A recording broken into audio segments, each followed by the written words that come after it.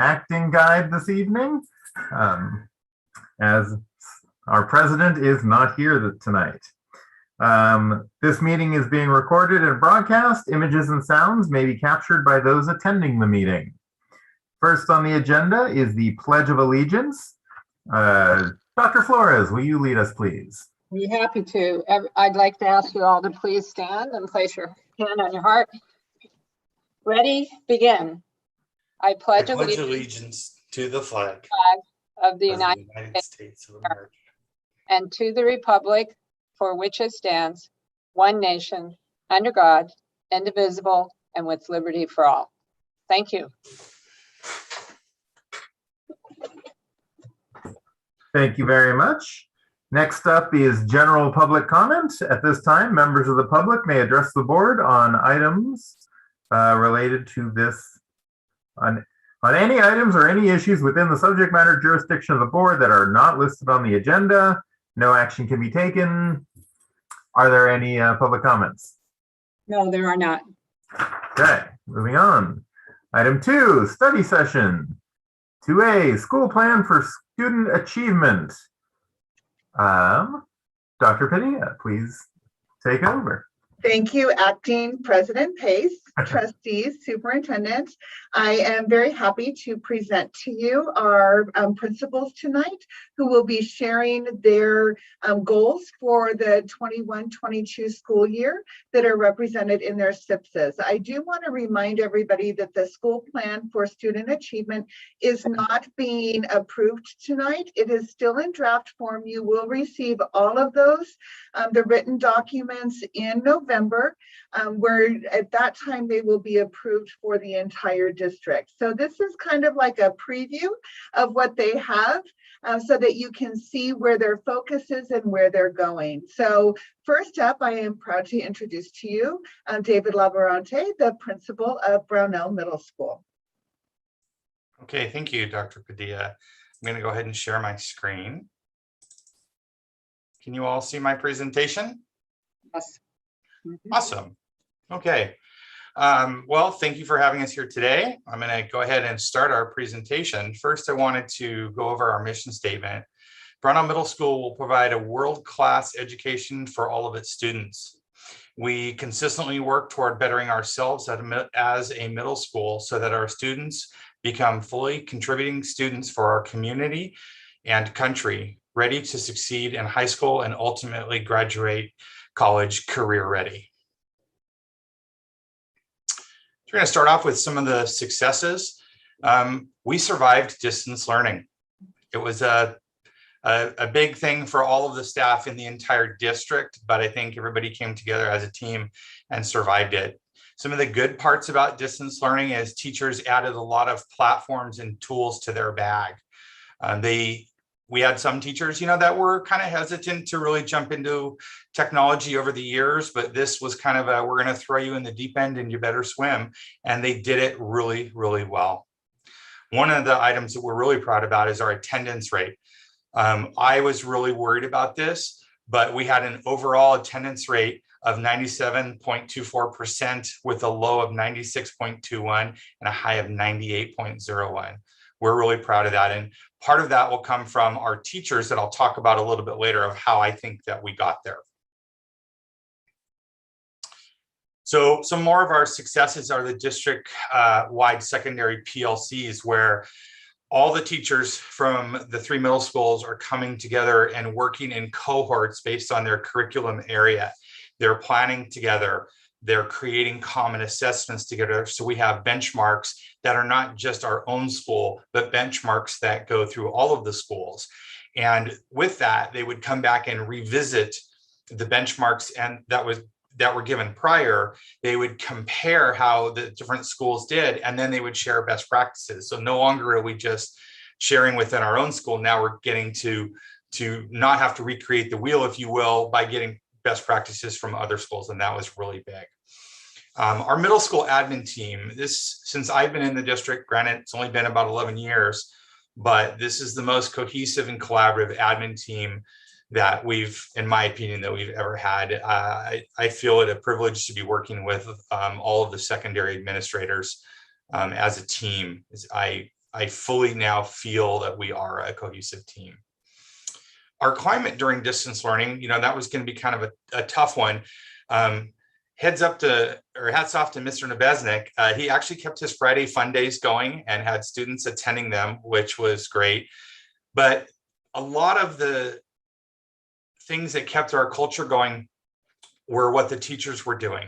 I saw teachers that would start the day off by just saying to the student, all right, a high five to the first 5 kids that can come back with a spatula, right? And so they all over the house. Well, if you're a student that's been sitting in front of a computer for 3.5 or 4 hours, that burst of energy, man, is going to bring you back. And I saw a lot of creative ways of that.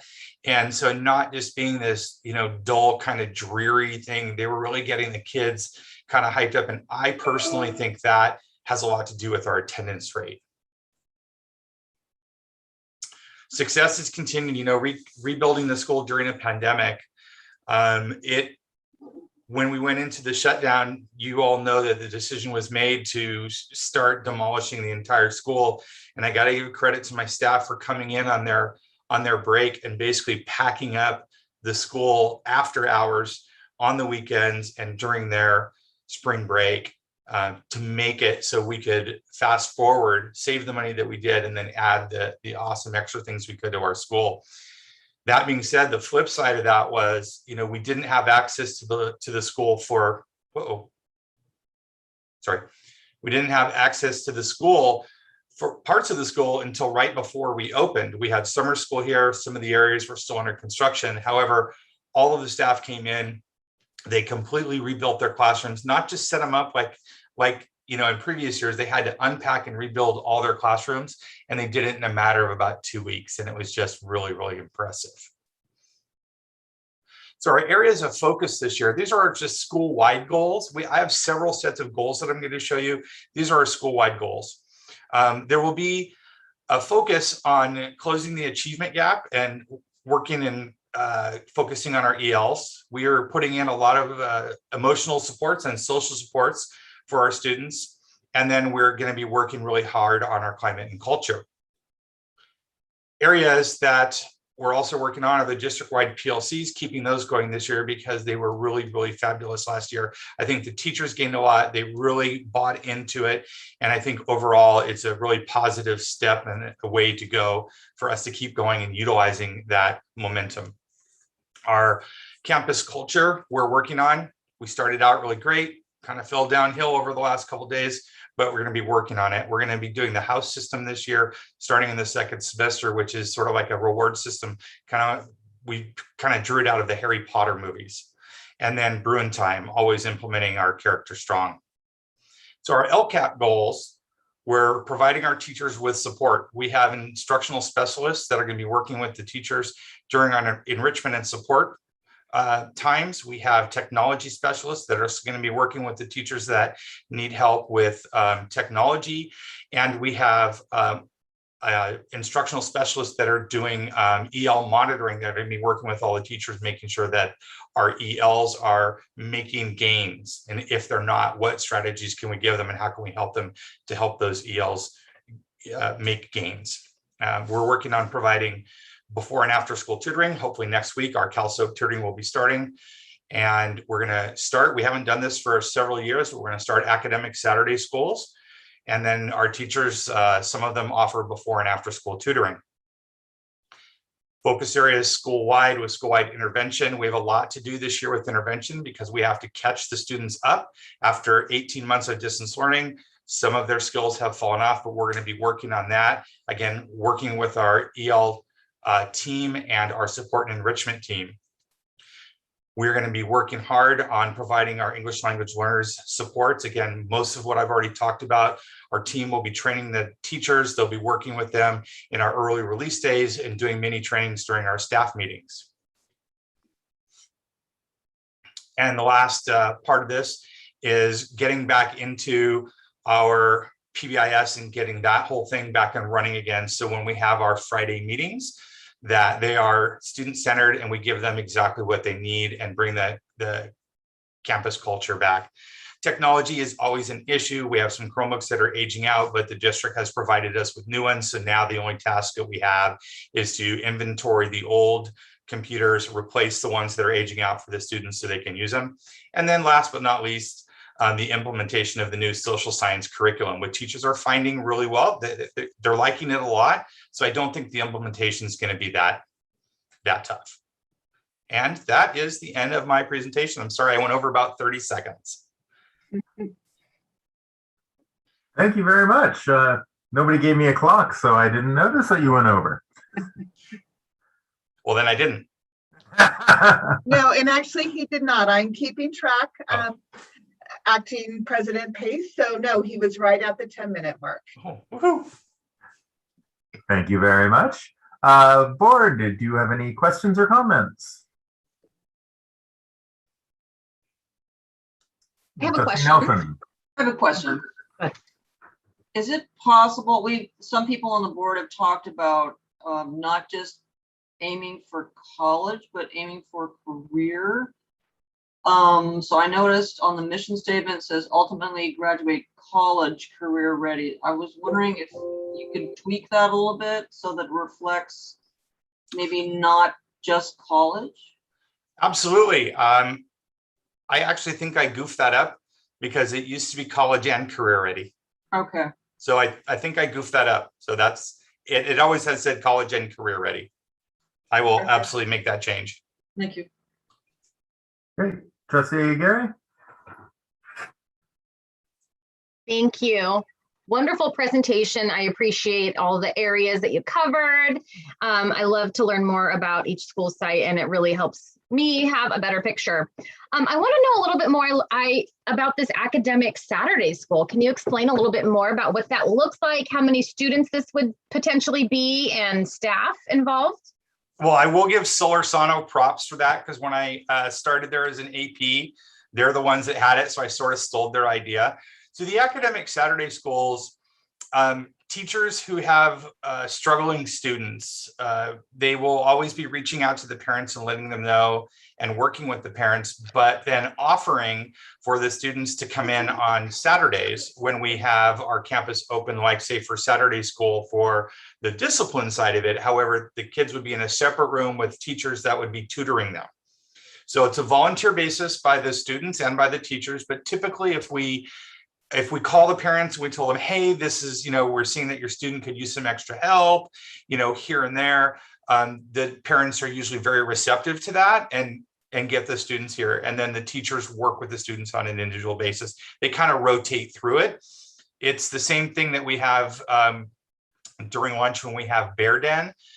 Bear Den is where the students can go used to be in the old library. Now it's in our new media center, where the students can go if they want a quiet place to read or just a quiet place to do homework, but then teachers volunteer as part of their adjunct hours and they work in there and then tutor the students who would like it.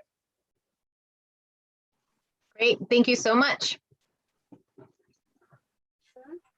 Any further questions or comments from the board? Debbie, you're muted. I suggest when the principals introduce that, he or she introduce their assistant principal, because I'm not sure the board knows or has met all our APs, just to be safe, since two of them are relatively new. So Sorry about that. I don't know if this is like the Brady Bunch, because in my screen he's right below me. So this is Mr. Nebesnik. He is my assistant principal. Hello, everybody. Hello, thank you. Michelle, did you have something else? Yes. Can you explain to me the personal pathways for teachers? Yeah, so I can we do have that for you if you would like. No, I'm good. I'm good. Yeah, so we have our 4 district professional development days where we have no students during the school day, and Ed Services provides our teachers with training. So usually, we'll have it say at Gilroy High, and there'll be 7 or 8 different trainings, and the teachers can sign up for those trainings. However, if the teachers don't want to do that and they say, hey, there's a different training that I want to do, they can propose it to me And then if I say it's okay, then I propose it to Dr. Padilla. And the teachers can do the same amount of hours through the personal pathways to account for one of the days. And there are some written components there. They don't just get to go attend something. They actually have to write a summary up of it, of what they learned and how they're going to use it in their classroom. Okay, now I know what you're talking about. How many teachers take advantage of that? I would say 25% maybe. Dr. Padilla, am I on target with how I described it and the teacher? No, absolutely. You did a great job with that. Thank you, David. So yes, and I would say for our first year, we're now in our third year of implementation for personal pathways. So our first year, we had about 25%. We're now down because it's work. So teachers have learned that it's actually more work to do a personal pathway because of the write-ups and the attendance components than to attend on the days. So we're down to about 15% of our secondary staff who are choosing a personal pathway. Most of those are because they're in very unique positions, and it's difficult for us as a district to meet the needs of all of our 300 plus secondary staff with their individual curricula. So they will often go out and search for other opportunities that help better prepare them for their particular classrooms with that. So I would say right now we're at about 15%. Okay, I did hear from some people that it was a lot of work when I was still in the classroom. Thank you. Okay, well, thank you, Brownell staff. Go Bruins, and appreciate your report tonight. And now it is my pleasure to introduce you to Ms. Hilda Aguirre. She is the principal of Solorsano Middle School, and I will let her introduce her assistant principal. Sorry, I was muted. Hello, board members, colleagues, and Dr. Flores, Dr. Padilla, Ms. Beardman, and Ms. Polito.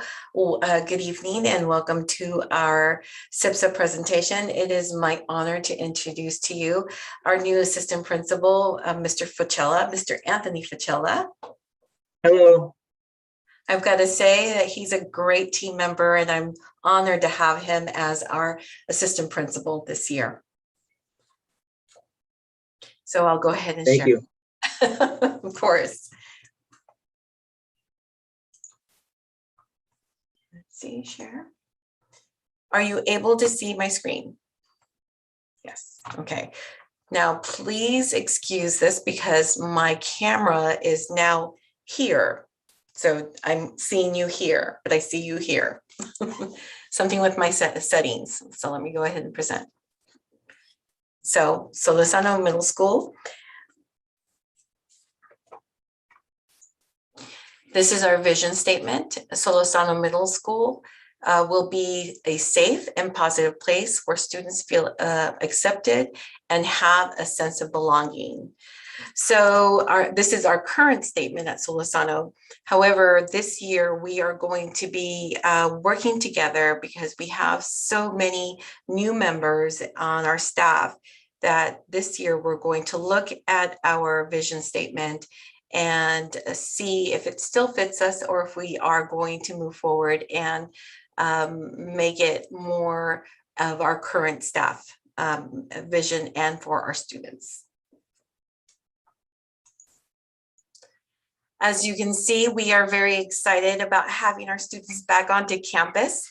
The first day that we allowed our families back on campus, they were able to go into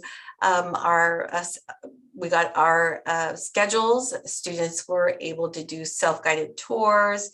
We gave a presentation to all of our families, and our students were able to get outer pops because that day was a very hot day, but they were troopers and we had a great time back on campus. So some of our successes, as you can see, we had our Eagle Time. It was a great success. Many of our students really enjoyed a lot of our Eagle Time lessons that we developed. Our parent engagement was stronger during distance learning and also continues to be strong this year. We have our parent club meeting tonight, so I'm excited to see our families there.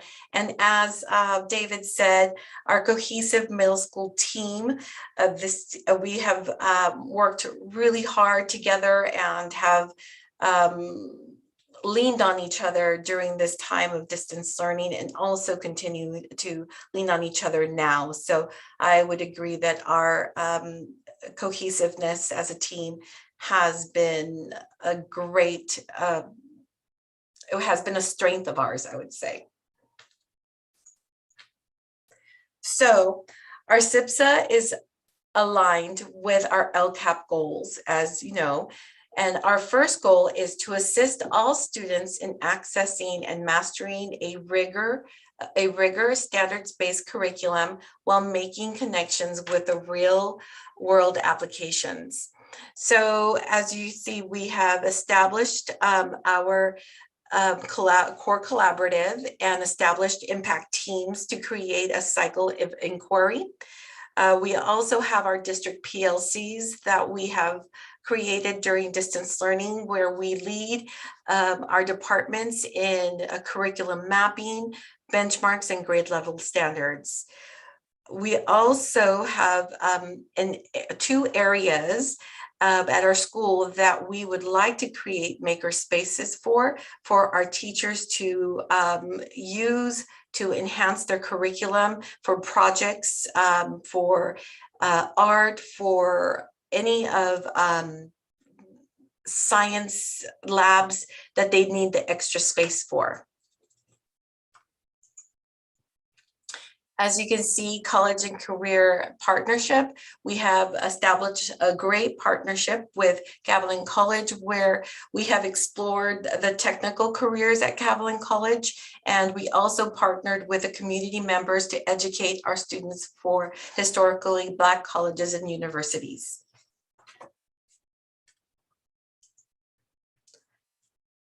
Our site goal 2 is to examine support structures for the target groups of students identified for performance improvement in order to create a strategic plan to improve grade level standards.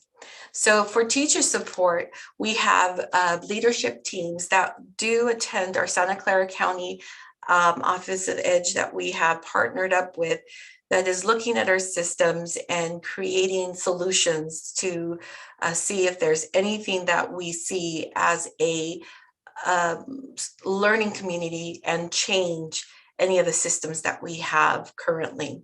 We also rely on our instructional specialists to help us with our curriculum.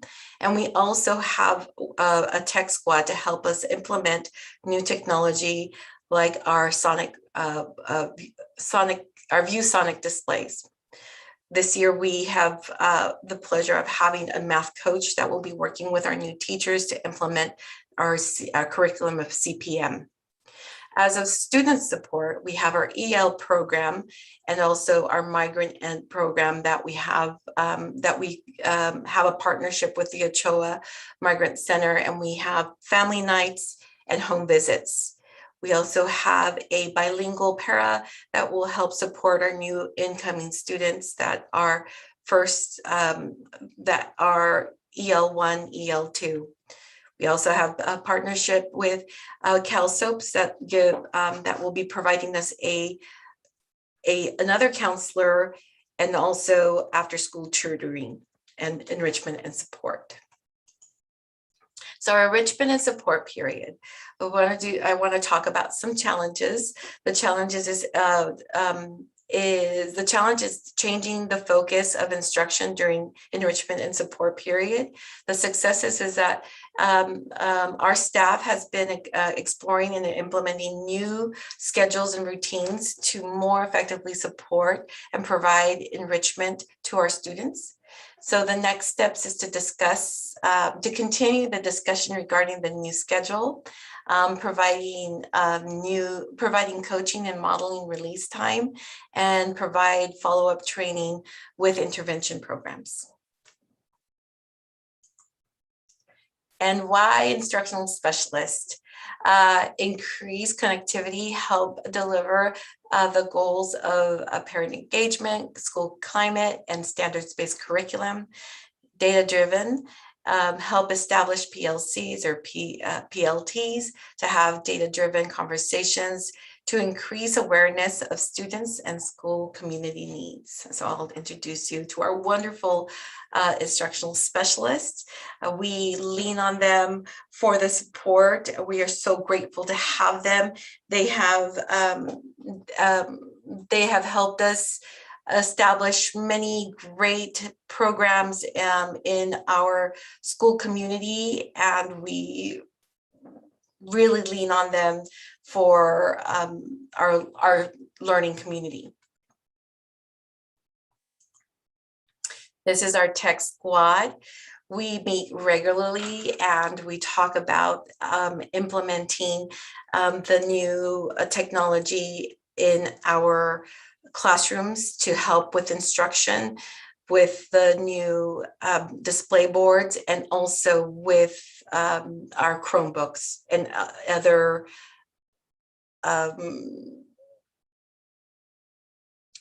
applications that we have used, like Zoom, for example, and also MobiMax. We have a new one that I can't think of it right now, but a lot of our tech squads are very fluent in a lot of our Google applications. So they also go into and help establish and help our teachers work through any troubleshooting that they might have.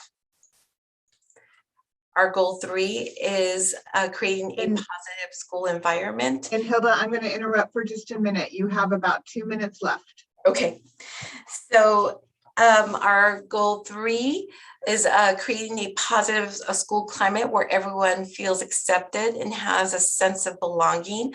Of course, we're very proud of our Eagle Time lessons that are very intentional, and we have data to look at and support our Eagle Time lessons.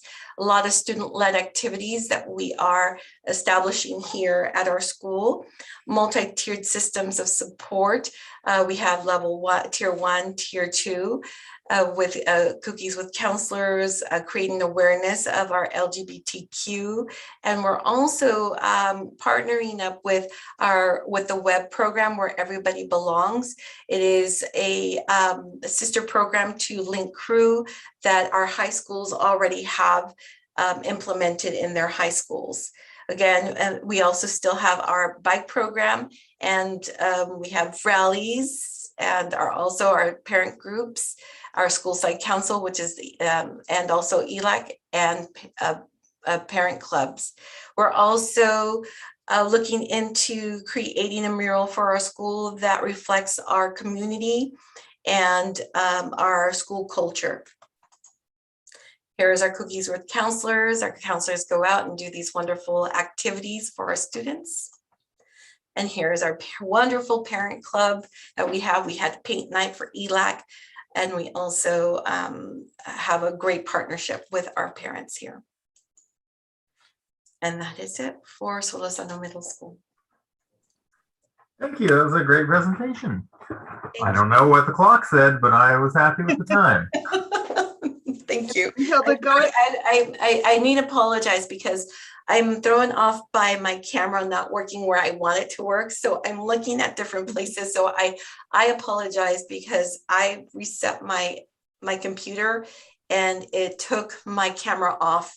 So sorry about that. Things happen. Hilda, go ahead and stop sharing your screen so that our acting president can see the entire room. Absolutely. Board members, any questions or comments? Quick question. Trustee Nelson, go ahead.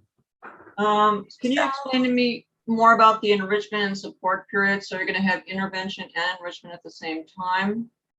So enrichment and support is something that we are still working on and trying to identify here at our school. We have, when we first started, it was more of continuing to teach, where now we're trying to identify it and say, okay, we're going to be using our enrichment and support to enrich and support. And one of the things that we are working on is, I think we were having this conversation, Board Member Nelson, when you came to visit us, the maker spaces and creating the maker spaces so that we can encourage our teachers to use that enrichment and support to go into that maker space and create lessons that is project-based rather than continuing to teach during that time. So it is a challenge, and that is something that we are working on. Anthony and I have also worked, we've talked about how we are going to develop that enrichment support. So it is enrichment and support. And to give some background on enrichment and support with the periods is that our math and our English are double blocked. And prior to our shutdown, we had just started to implement enrichment and support. So it had only been there for a little bit before we had to shut down. So we had our training on differentiation and how to utilize that to establish working groups within the classroom for the students that needed to have more support in learning a particular standard, those that were already at standard, those that were advanced, and how to establish those groups and work with them within the classroom. And then unfortunately, during our distance learning, we were not able to continue with the enrichment and support as they were designed because, as you know, we shortened the day. So it was the core subjects that they reviewed. So we're just now getting back to that and working on what our training will be for our differentiation for our teachers. And at SOLORSANO, we do have a lot of new teachers that do need that differentiation training. Yes. So that it's an extra period, or it'll be within the math and the English? It's within the school day. We used to have the double blocks, and what we have asked the teachers is that they do the core instruction during one period. And so that is the time for the instruction for the content. And then the other period is for that enrichment support. That also allows when we do need to pull students out who, for example, have an IEP and might need additional supports, as well as for our English learners that might need additional support. They are pulled out of that period, the enrichment and support period, so that they are not missing the core instruction and the lecture portion of the course, and therefore not missing any core content. Wow, good luck with that. We are working really hard, Board Member Nelson, and it is something, like I said, it is a challenge. And we as a staff are working together to identify what enrichment and support means to us. And this is another reason why I would really like to create a space for our teachers to go to so that they can create these projects, because as you know, our classes sometimes don't lend itself to create some of those project-based activities. So if a teacher has this wonderful idea of creating a play or creating a project that is around the subject matter that they are teaching, they can go to that makerspace and do the lesson there, so students have an area to create in the maker spaces. You only have two possible rooms, right? Yes, we do. Only two possible rooms right now. And I'm excited about it. And I know that our teachers are also excited about actually having a space for them to do that kind of work. And it's actually a perfect place because as you saw, it's right at the back of our school, and they have double doors where they can also go to an area that is pretty open in the backside of that building. So they can create outside and inside without interrupting any classes at that point in time. Okay. Thank you. You're welcome. Other questions from the board? Trustee Pack. Thank you, Trustee Nelson. You asked one of my questions.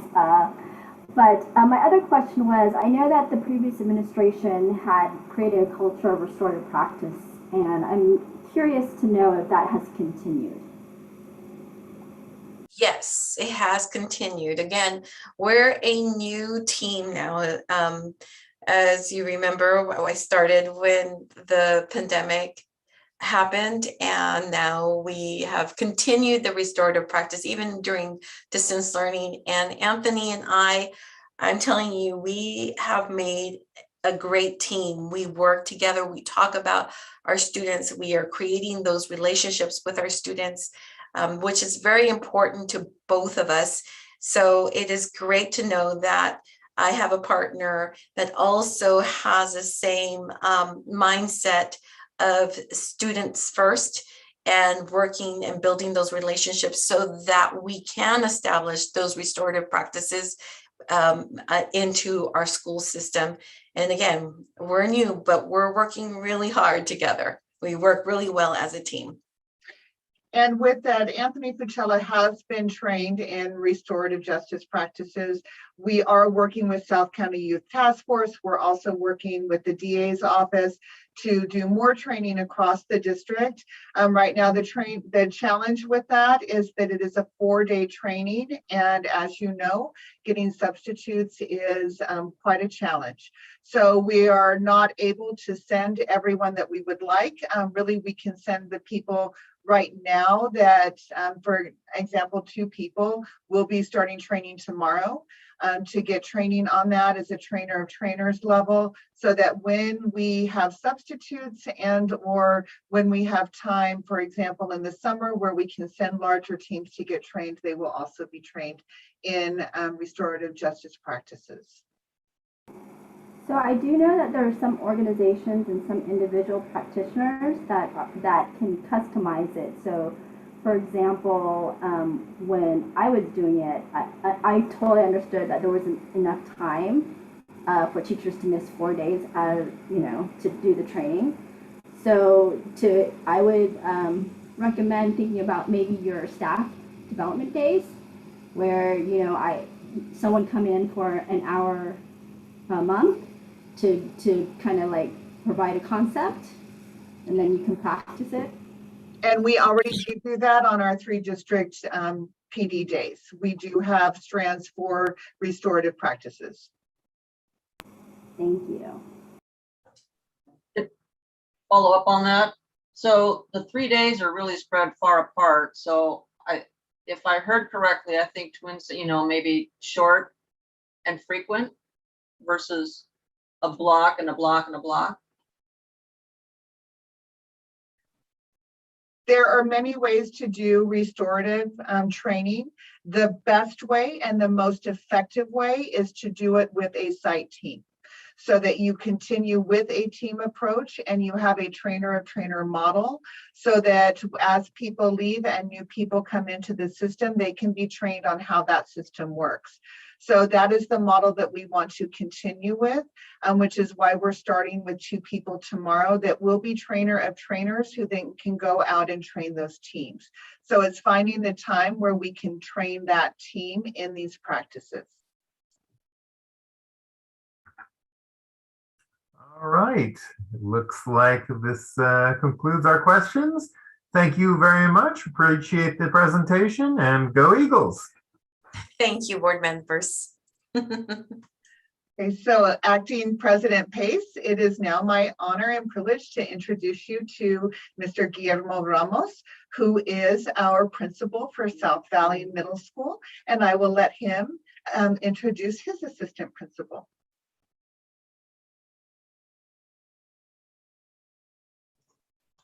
Thank you, Dr. Padilla.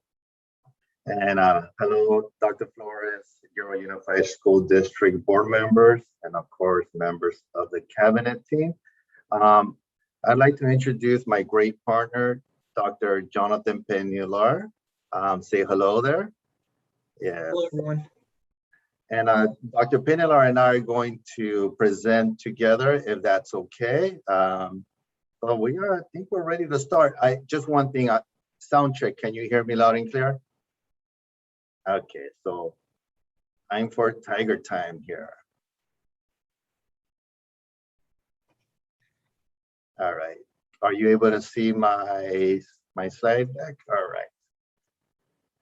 All right, well, welcome to the South Valley 2022 SIPSA presentation. Dr. Penela and I are honored to discuss our successes and initiatives with you today. All strategies, programs, and initiatives live in our vision and mission statements. As you can see, we foster a pathway for students that builds the skills that will prepare them for a career after high school or a path towards college. Thank you very much, Mr. Ramos. The mission is how we realize our vision.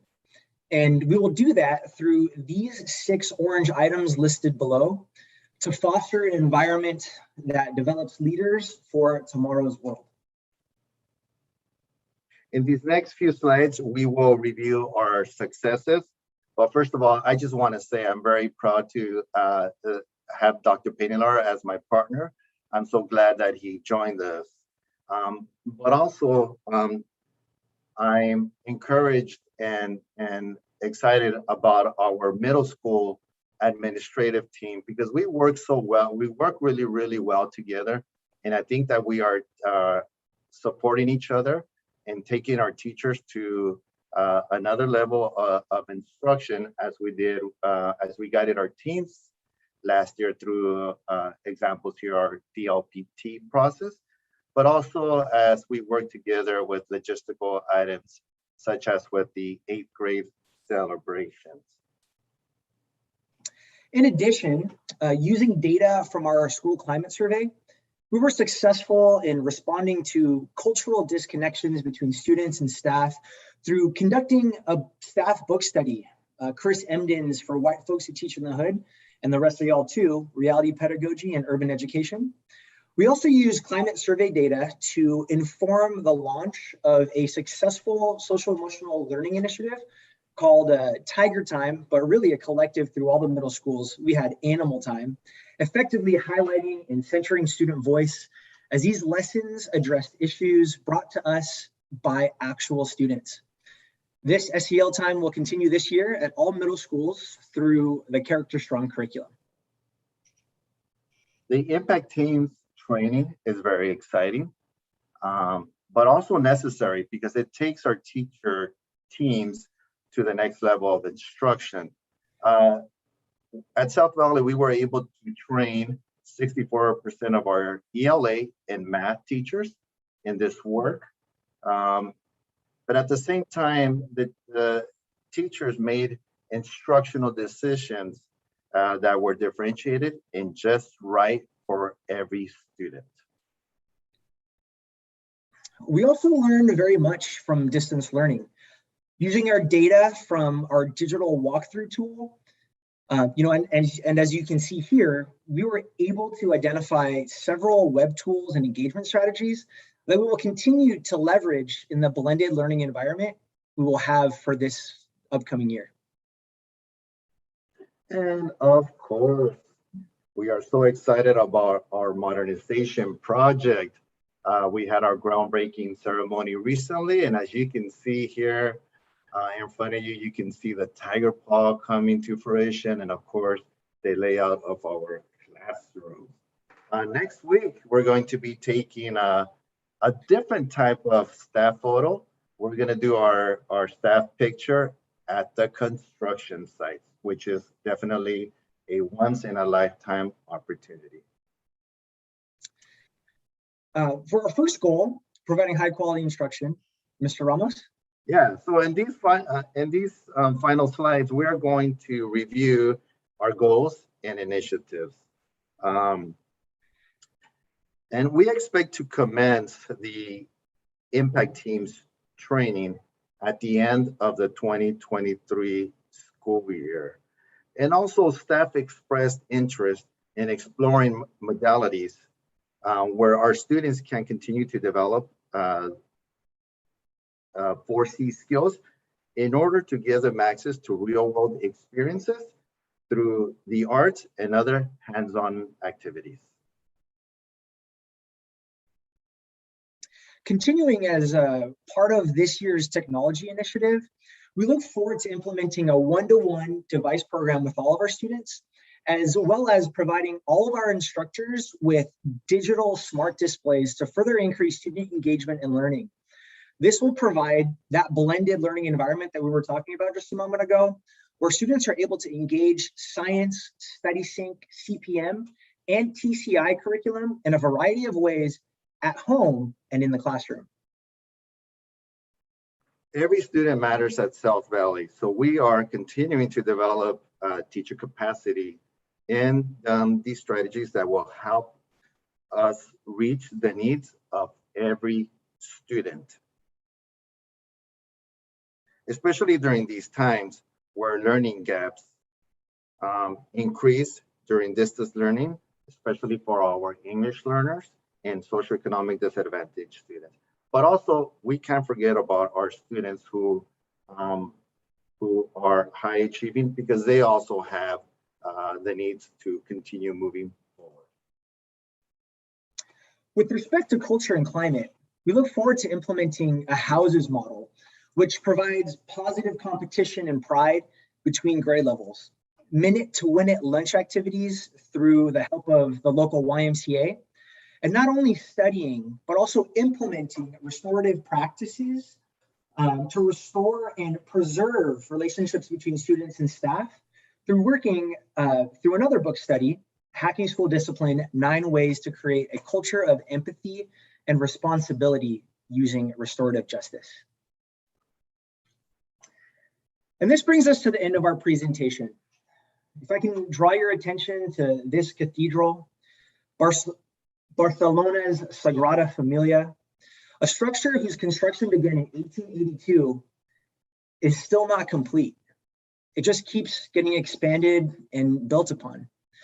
Much like our work here at South Valley, we strive to keep growing and getting better at what we do, supporting our students on their journey towards college and career readiness. And that concludes the South Valley presentation today.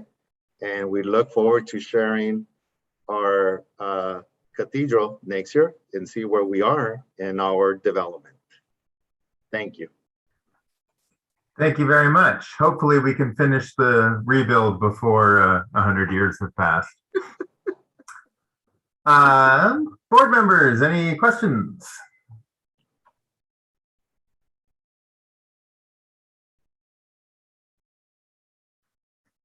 Seeing none, your presentation was spectacular. So thank you very much, and go Tigers.